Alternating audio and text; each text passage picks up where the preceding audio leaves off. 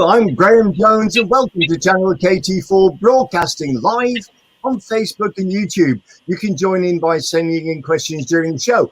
Just press the comments button on the screen. Don't forget to click the like or share buttons. If you're watching on YouTube, please click and subscribe to channel KT4. It's free. I'm so pleased to welcome to my virtual studio Phil Neale from the Epsom Repair Cafe. Welcome, Phil. You're becoming a serial guest on the show, so it's great to see you once again here on channel KT4. Good morning, Graham. It's always good to see you. Well, thanks for coming on, Phil, and taking the time out of your busy schedule. I'm just looking out of the window of my studio here on the banks of the Hogsmill River, which is now rising because of all the rain we've had today. You wouldn't believe it's early September, would you? No, it's unbelievable. Okay, so Phil, tell me something about what is a repair cafe and who came up with the great idea in the first place? Well, a repair cafe is a clue in the name. In the Netherlands, about 12, 13 years ago, they decided that there's so many household items being thrown away into the waste and into landfill because of small faults or small damage that could be repaired by some, if people had the confidence to actually do that. And so they set up a very, very casual affair in a hall where they got some volunteers who were either retired electricians like me, or carpenters, or sewers, and mechanics. And they volunteered and they asked people to bring their damaged goods into the hall, sit down with them at a table, have a cup of coffee and a piece of cake in a very relaxed atmosphere, like you're popping next door to your friends, and helping them fix their damaged item. And the ethos is really that to teach people, or they will be included in the repair, they'll be sitting there helping to understand how their machine works, or whatever it is, and how to maintain it, and most importantly, to stop it being thrown away and wasting valuable resources that people are struggling with at the moment, and also to try and cut back on waste and landfill. You've actually answered a question that I was going to ask you a little later on, and that question was about, because it's Repair Cafe, and I was trying to work out where's cafe come from, and obviously being from the Netherlands, they do like their coffee and cake, so it seems logical that you would have so in Epsom you are going to have a little cafe area where people can grab a cup of tea or a coffee or some bits of food and stuff. We're still in this sort of situation with COVID-19 restrictions, but we are planning on making tea and coffee and biscuits and cakes. The idea is to relax. We're not a repair shop where you stand at a counter and book it in and walk away. You are there involved in the repair, or sitting there watching us repair it, having a chat, telling us what it's all about, why it broke, and just basically a relaxed atmosphere. And that's what we're hoping to engender at the cafe. That's good, because you're actually telling me how this is going to work, Phil, when the shop opens, and I'm starting to get a feel for it. And I didn't think it was actually going to be like that. So, I can come down and bring one of my broken bicycles and bring it down, and I can grab a cup of coffee and sit with you and a couple of guys, and I'll actually help. I'll be a hindrance, mind you, but I could help along here, couldn't I? And it's kind of like a team effort. Is that am I getting the right feel of it? Yeah, even if you're just holding the pliers or the screwdriver, you're seeing what the technician is doing to your bike, and then you should have the confidence. We've actually got a bicycle booked in for the session on Saturday. The chaps asked for us to look at the brakes and the gear change. And the gear change on most modern bikes is very, very complicated, and it's always good. We've actually got Fudge Cycles of Epsom are donating a technician when we do have bicycle repairs. So we've got a professional bike mechanic on call to look at the bikes. But we also have very competent volunteers who can also, so we're well covered on bikes, push chairs, prams, etc., which are very susceptible to needing that adjustment and tweak. I've got to say, actually, Phil, that you're saying you can hold tools and various things. You got to remember that I'm a musician. Okay, Yes, so if you gave me a screwdriver, you'd have to tell me which end to hold. Yes, me and DIY don't really go together quite well. But I'll write you a nice tune. Yeah, a bit like me holding a violin. You have to tell me Yeah, which that's hand the to one hold. there. Don't do it in anger. Okay. So you're saying about what sort of things you're going to repair in the cafe, and we focused upon, kind of like bicycles for one. I mean, are we getting into the world of electrical stuff as well? And Oh, for sure. I mean, I've been. You must remember that this is our opening day on Saturday, so we really don't know what's going to be coming in. So one of the systems that we've set up is that we hope that people will book their repair in via our website, where there's a booking page. That gives us a bit of notice to know exactly what we can expect and have the correct volunteers with the correct tools to attend to the problem. But we're not turning away drop-in visitors who just see our sign up and decide to pop in, but they will obviously have to be booked in, and then hopefully when there's a slot available, they'll have their work done. But we've been talking to other repair cafes that have been working now some 7 or 8 years, and it tends to be small electrical items like toasters, irons, hoovers, that kind of thing, which are the most popular. Then we have radios. We repaired a transistor radio, at our dry run when just the volunteers were in last month rather. But so it does tend to be electrical, consumer electronics. We'll have a go at laptops, microwaves. I believe we're not allowed to because of the the radiation involved. But as far as if it's just a broken door or a hinge or something mechanical, we can have a look at it. We won't turn anything away. We'll have a look and we'll tell you there and then whether we can repair it or attempt to repair it. But yes, electrical is the most popular. I can imagine that the electrical would be the most popular one. So Phil, how many people are involved in this? How many volunteers are going to be there on Saturday when people start bringing in their things for repair? Well, we've built up a database now, and we've got about 25 volunteers. Some of them are just general assisting volunteers who are making the tea, operating the reception desk. But we've also got volunteers who have specialist trades, like me, a retired electrician. We have a welder, a blacksmith. We have carpenters. We have consumer electronics, so people on the electronics side. We have sewers with sewing ability for repairing furniture and clothing and textiles and toys, that kind of thing. So, but we really don't know. It's going to be as it comes along. We'll either have a volunteer who's got the skills, or we'll find a volunteer that's got the skills if we find that there is a niche. The other thing that we're starting to do is knife sharpening. So, we've got one desk purely for sharpening knives and scissors. So I think it's going to be very popular as well. That's good, Phil. Do you get lots of support from from other local organisations? How does that work? Yes, I've mentioned Fudge Cycles. Andy Fudge, who owns Fudge, he was very, very enthusiastic right from the word go when we were looking around for support. So he's providing us with a technician as and when we require it. BID, the local business initiative team from Epsom and working from Ashley Centre, they've been very good. They gave us a grant very early on to help us set up and pay for our insurance and our marketing. And we've also got Suez UK, who run our local waste depot at Longmead Road.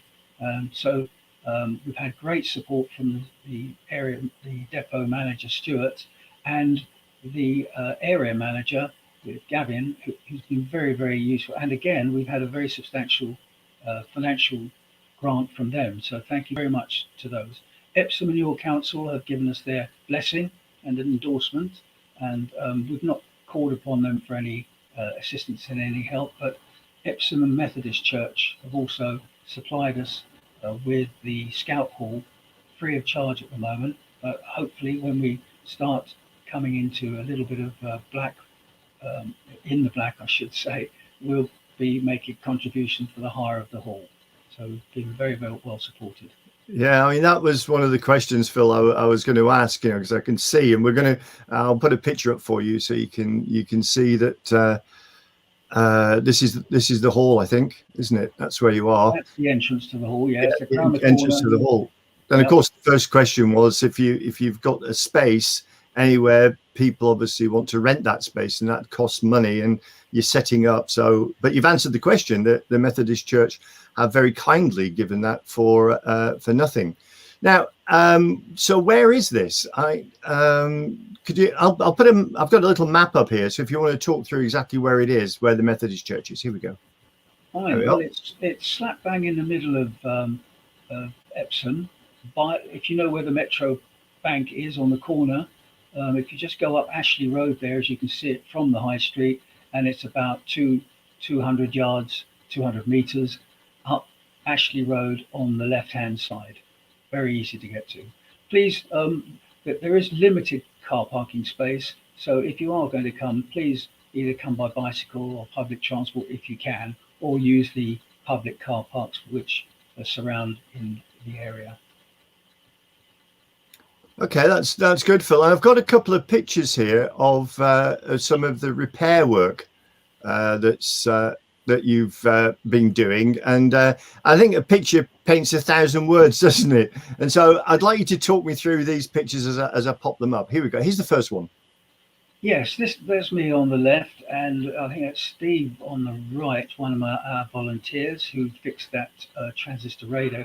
This was our dry run in the hall. You can see the hall, and you can just see the kitchen in the background of the right-hand picture, where we had all the volunteers that wanted to turn up in end of August, and we did a dry run just to see if our systems and the layout was okay, and to get any comments from the volunteer. Worked very well. We had about 15 people turned up, and we repaired, and they all brought something that was broken, so we were repairing our own broken items there. Okay, and here's another one.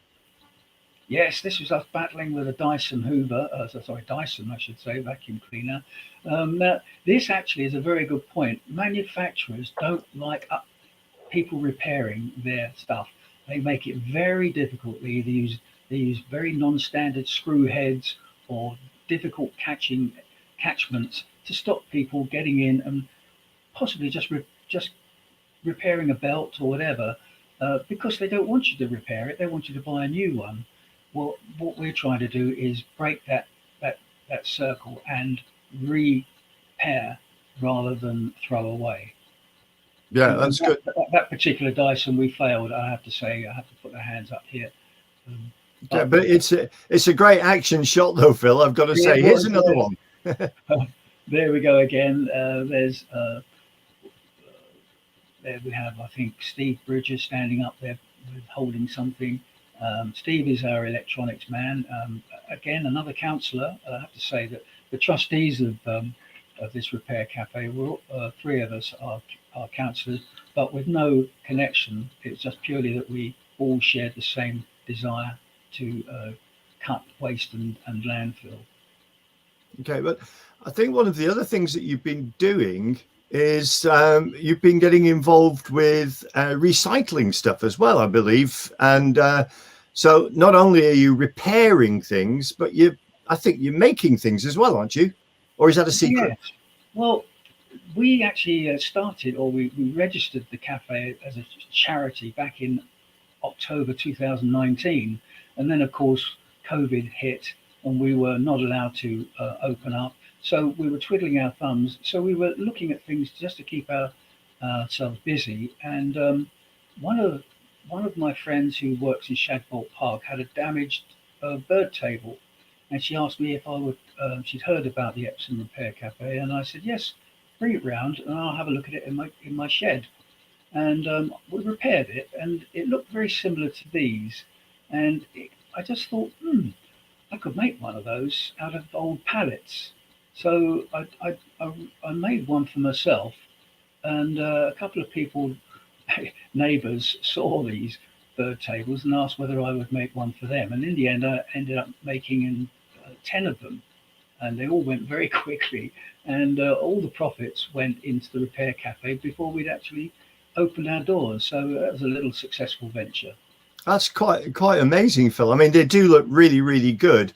So just give me a ballpark. What were you selling those at? What kind of price? The massive price is £35 each.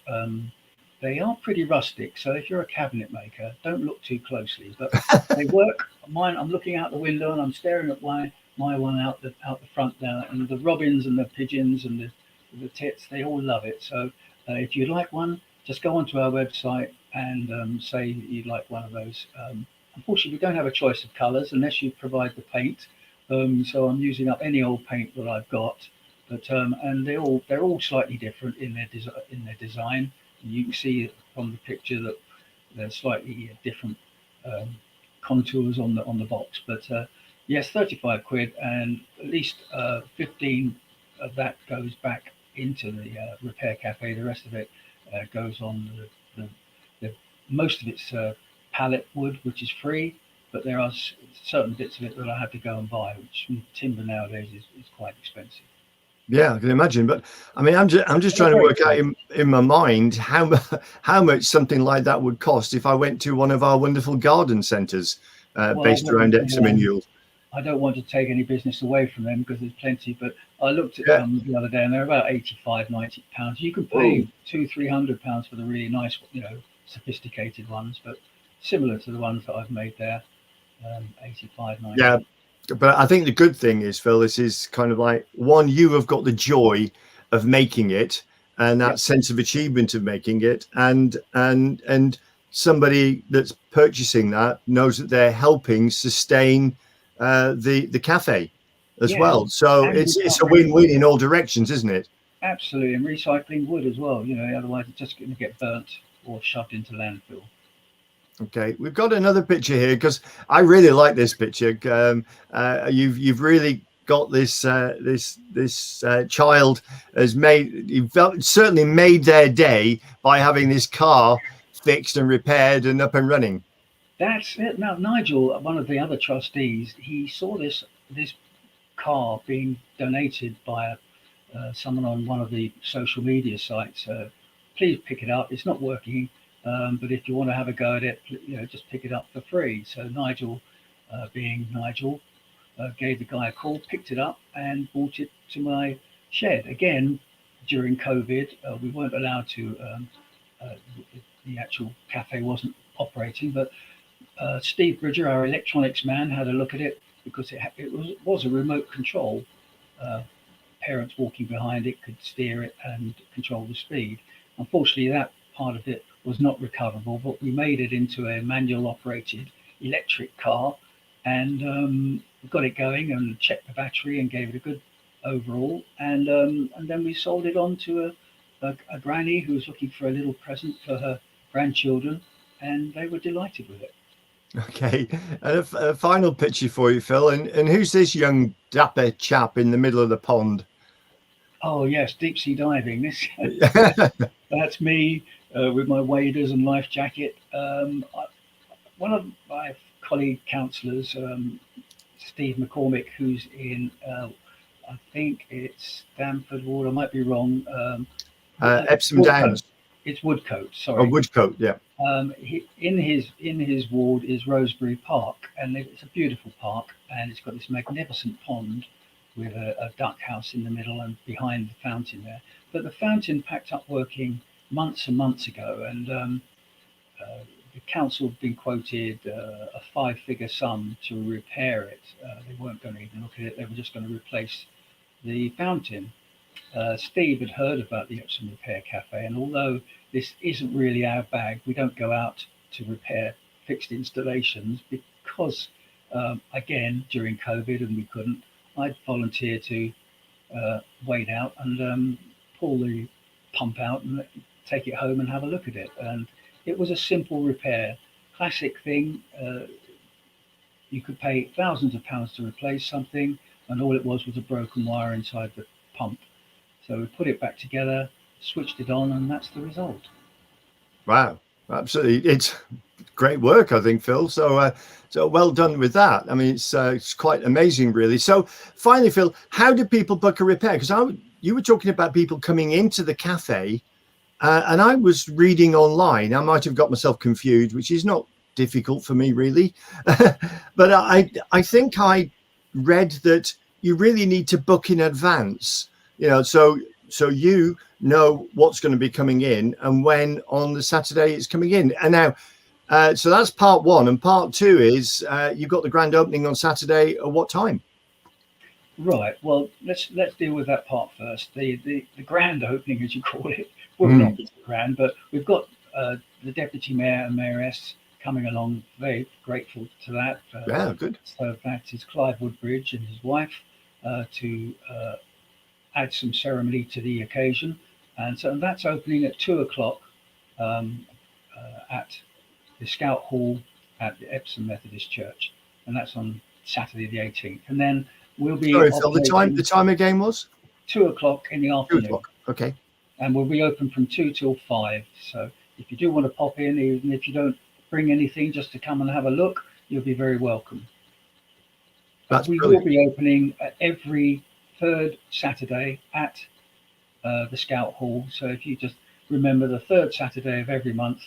But as you quite rightly say, the first part is it would be best if we can know what we're going to be expecting so that we can have the resources at hand. But again, if you want to take a chance and just bring something along, we have a lovely receptionist, Lorraine, who will take the details and ask you to, if you'd be willing to wait. And if there's a slot open, one of the repairers will have a look at your repair. Okay, I've got a feeling here, Phil, that this is going to snowball. People are going to want to come in, and get things repaired, and you're going to be open for kind of like 3 hours once a month. I think this could end up, people are going to be wanting to come in, and I'm going to say a big shout out to the, Repair Cafe. You can go in, get a cup of tea, get a cup of coffee, have a sticky bun, and get something repaired. And you're just going to be literally, I think something I read, just a simple repair is about £5. Which is a great donation. So I'm giving a big shout out to the Epsom wonderful Repair Cafe, Phil, and I think you are going to be busier than you expect. Who knows? But we'll know on Saturday, and obviously in the succeeding months. But we obviously are all hoping that it will be a success. We've talked to other repair cafes, and they all work on a very similar format. And so we're just fingers crossed that it all goes well. Oh, thanks, Phil. And Phil, can I just say a big thank you for joining me here on Channel KT4. I can think of about at least 10 items, by the way, that need repair around my home, including those two, would you believe, not one, but two old rusty bikes that I've got, and they really do need looking at. It's been fascinating to learn all about the great work that you and the guys are doing on the Repair Cafe. So good luck with the opening. Sorry, Phil? Guys and gals. Guys and girls, okay. I was using the generic word, guys, I was trying to be trendy, Phil, So anyway, look, let me just say, Phil, good luck with the opening on Saturday. I'm sure the Repair Cafe will become one of the most popular cafes in town. So ladies and gentlemen, a big shout out for Phil Neale. Thank you for coming on board, Phil. Graham, it's always a pleasure. Thank you very much. Oh, the pleasure is certainly mine, Phil. Thank you for all the great work that you're doing. I'm Graham Jones. Join me next Tuesday when my guest will be Chris Hastings, the artistic director of the Epsom Film Festival. Until then, stay safe and keep smiling. Bye now.